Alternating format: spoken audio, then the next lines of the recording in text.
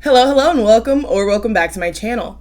So in today's video, I want to talk about some of the ways that the musical landscape was both changed and modernized back in 2013.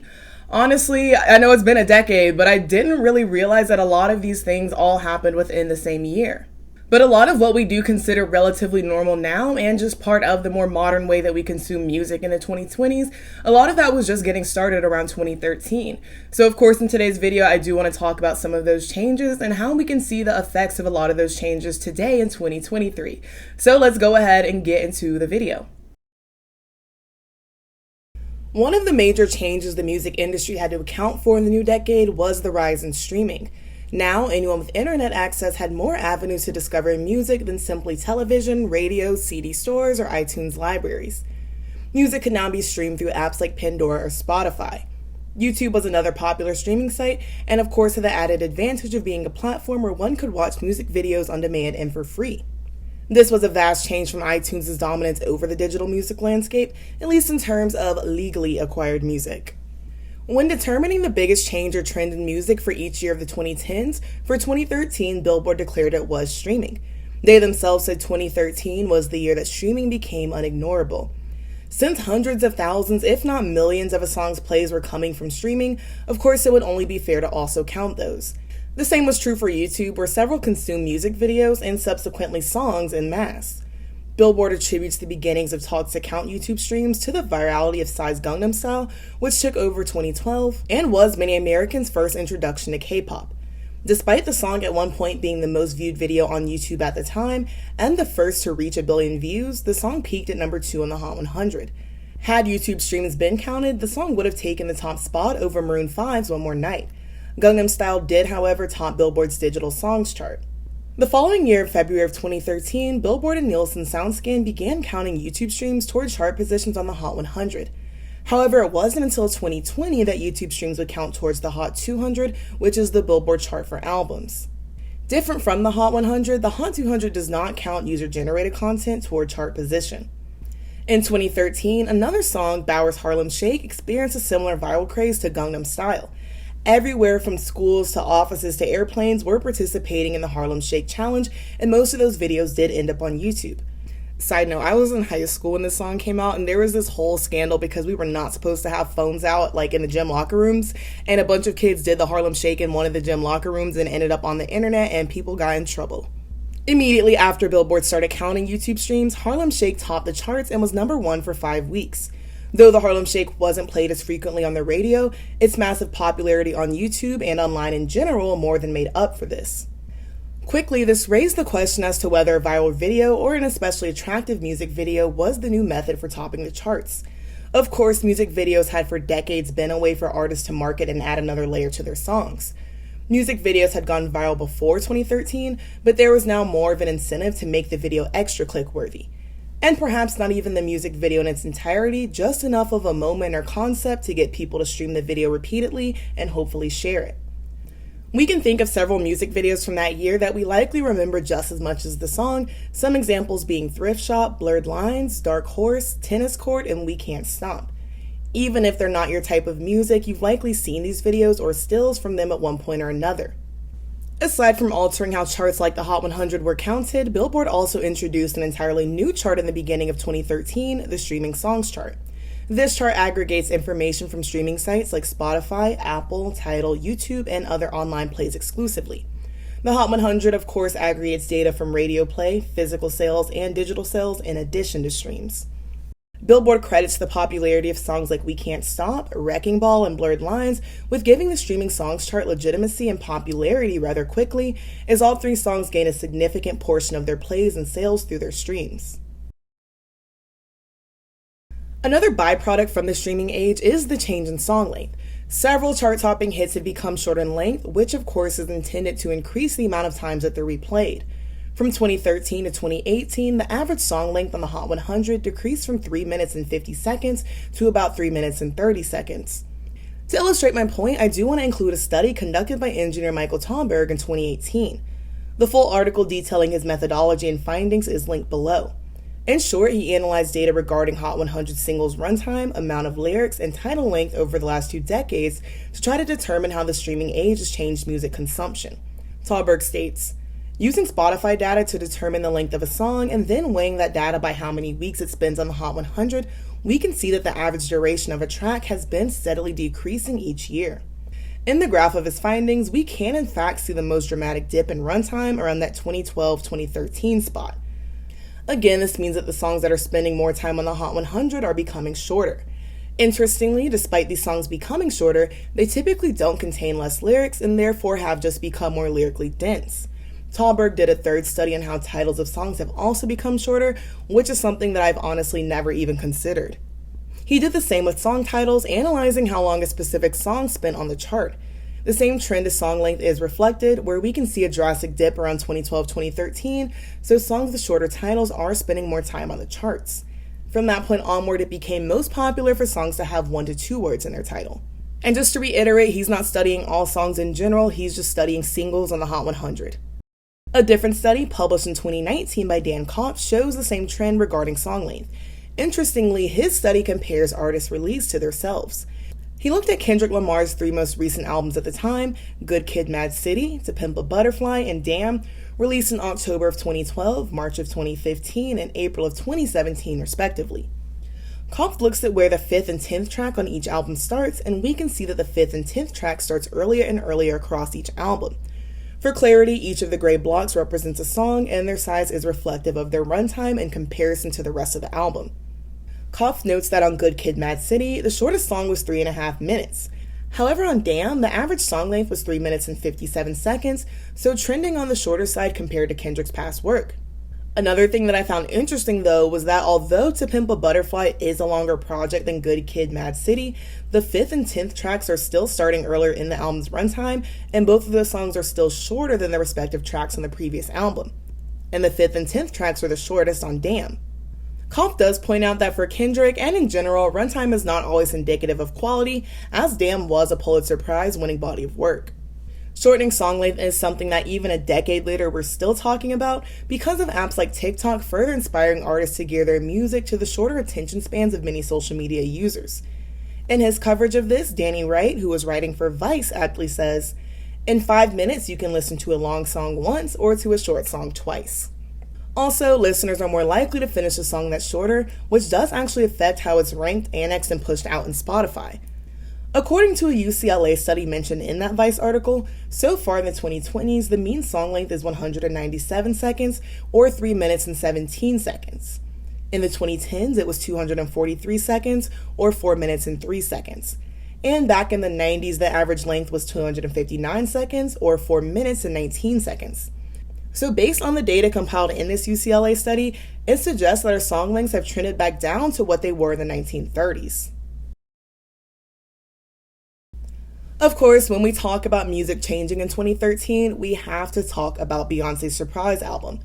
While she isn't the first artist to drop an album by surprise, the release of her self-titled album in December of 2013 has had several lasting impacts on music.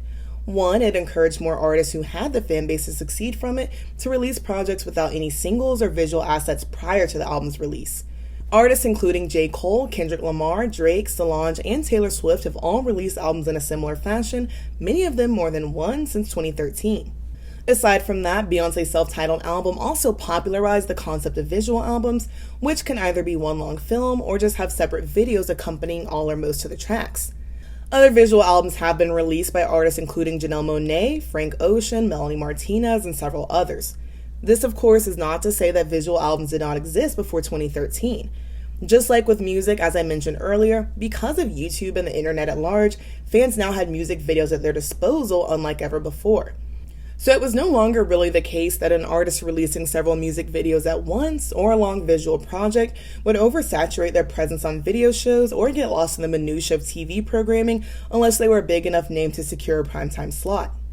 Visual albums could be released online for fans to stream at their leisure, or the videos could be released simultaneously as a collection, and fans could pick and choose which ones to consume. This, of course, would accompany times when they did air on television, Beyonce's Lemonade being an example. And most notably, Beyonce's self-titled album changed the most common day to release albums from Tuesdays to Fridays. And by 2015, Fridays were officially the global release date for most albums. This next change in music is related more to production than consumption. But it is the popularity of anti-choruses in the early 2010s, which by 2013 led to the popularization of the anti-drop. Both went on to dominate music production in the mid-2010s and are still relatively popular. Now, they're so common that you may not even notice the inverted song structure or think of it as something that was once novel. A recent example that you're likely familiar with is Billie Eilish's Bad Guy. An anti-chorus is when a song's chorus is more minimalistic in comparison to the rest of the song. This doesn't always indicate more sparing production during the chorus. Sometimes the minimalism is in the absence of lyrics. Often it's also shorter than a traditional chorus. Early 2010s examples you're likely familiar with are Calvin Harris's We Found Love or Icona Pop's I Love It. Some examples from 2013 include Britney Spears' Work Bitch or Jason Derulo's Talk Dirty and Wiggle. Wiggle uses an anti-drop also, which I will talk more about in a second. Jason actually used anti-choruses and anti-drops in his music for a while, other examples being Get Ugly and Pull Up, which came out in 2015. Another popular song with an anti-chorus is Fifth Harmony's Worth It. And two other examples are Ariana Grande's Problem or the Chainsmokers' Closer. These are anti-choruses because they're almost completely devoid of lyrics and instead are just mostly instrumentals or background vocals. In a sense, there is no chorus, just a music break where a chorus should be. And of course, a lot of these anti-choruses are tied to the EDM pop craze that was popular at the time. Several anti-choruses also employ the anti-drop. An anti-drop is an element commonly used in anti-choruses, and it does indicate a change in tempo in the chorus's production. Typically, a song's drop signifies the beginning of the chorus and is a point when the song's production is at its most intense. However, with the anti-drop, the pre-chorus or preceding verses build and swell, and rather than it resulting in a bombastic release, the production dials back down and the tempo slows down drastically.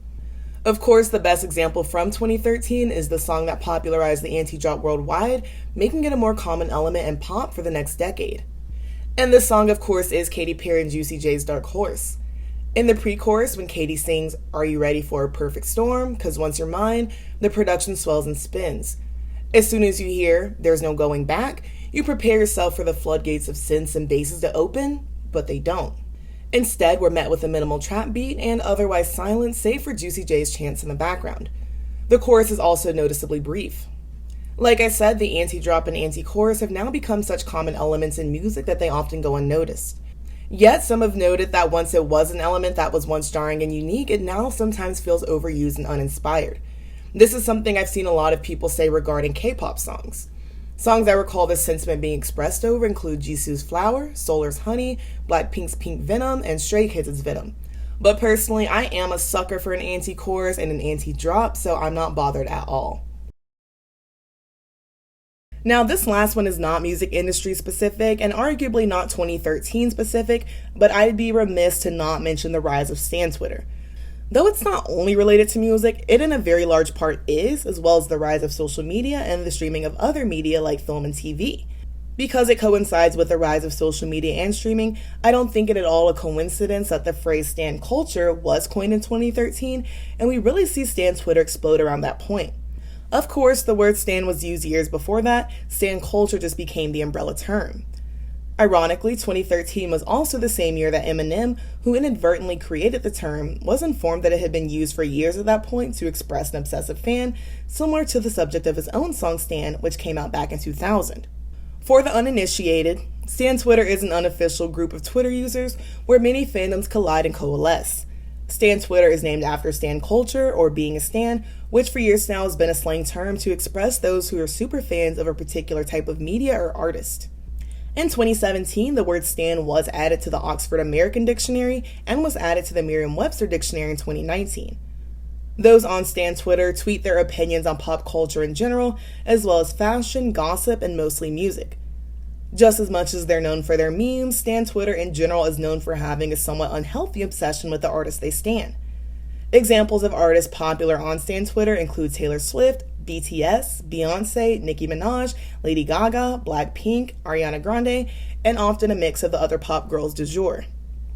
Most of these fandoms and their presence on Stan Twitter do ebb and flow with the artist's popularity or any projects they have coming up, but many have been going strong for the better part of a decade now.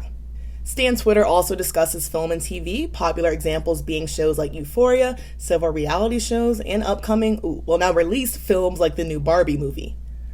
A large part of the terminology and slang popularized by Stan Twitter, which often become popular outside of Twitter, are rooted in both LGBTQ and Black communities, both of which do make up a large part of Stan Twitter. But of course, Stan Twitter is not exclusive to either of those groups or any group at all. Stan Twitter is thought to have risen in 2010 with the popularity of the boy band One Direction. Though it wasn't called Stan Twitter by name at that point, I do want to reiterate that people self-identified as stans before 2013, and several of these stans, or insert fandom name here, were beginning to join ranks and create a somewhat unified Twitter presence. But still, even then, infighting was relatively common and still is. As Stan Twitter grew, it really crystallized in that 2012-2015-ish time period, where we see less of a regular person tweeting one-off opinions about their faves, and instead more accounts with a clear alliance to one or a few artists. Of course, the most popular way this is done on Twitter now is through the creation of a stan account, or an account made with the sole purpose of standing that person's faves, and let's be real, often attacking fans of other groups or haters and antis of their faves, now colloquially called stan wars when they happen on a larger scale. Stan accounts are often marked by an artist-specific handle or profile picture, or a bio detailing who that person stans. Several of these stans take it upon themselves to tweet real-time updates on their faves, which can educate and connect other fans, but also work as an unofficial and free PR or marketing team for the artist. Often lines are blurred between artists and fans on Stan Twitter because artists are so easily able to step in these spaces and interact with their fans. This can be pretty benign, and it often is, and an example is like when an artist is responding directly to fans and thanking them for their support. But in worst cases, artists can weaponize their stans en masse to fight their battles. I think many would agree that Stan Twitter and Stan culture is one of the more toxic byproducts of this digital social media age. Stan Twitter has become an arena for many to display the worst symptoms of their parasocial relationships, which often manifest in doxing, bullying, and the more quantitative, competitive way of viewing music. In past years, it's gotten to the point where several celebrities and artists have admitted to no longer using Twitter or using it sparingly because they're often the topic of taxing and distasteful conversations. As much as Stan Twitter can be fun and does have the power to unite fans over their common interests, even a decade later, we're still having conversations about its negative effects on music consumption and just Stan culture and pop culture in general. Most of us have sort of, been around the block here or there a few times, so we have seen some differences in technology across the years. But I do think being introduced to streaming was one of the big changes that I've seen in music within my lifetime. And the only comparison I can think of is when people kind of switched away from CDs and started just purchasing things on iTunes or, just jailbreaking and downloading, honestly. And it is interesting to see now that we're starting to feel the after effects and the payoffs and the actual changes from a lot of the things that were introduced back in 2013, now that we are a decade removed from it. Because now at this point, there are some people who, for the majority of their lives, especially younger people, streaming is mostly the way that they've consumed music. But then to some of us, it is relatively new. Or if you're like me, it's only been about half of your lifetime. But definitely let me know your thoughts down in the comments as always, and I will be excited to read them and give you guys my thoughts. As always, thank you so very much for watching. Be sure to like, comment, and subscribe so that you can stick around for more. Also, make sure you follow me on Twitter, that way you can keep up with me there. And if you'd like to become a channel member, the link is in the video description. Again, thank you so very much for watching. I love you all so very much, and we'll see you so very soon. Bye-bye.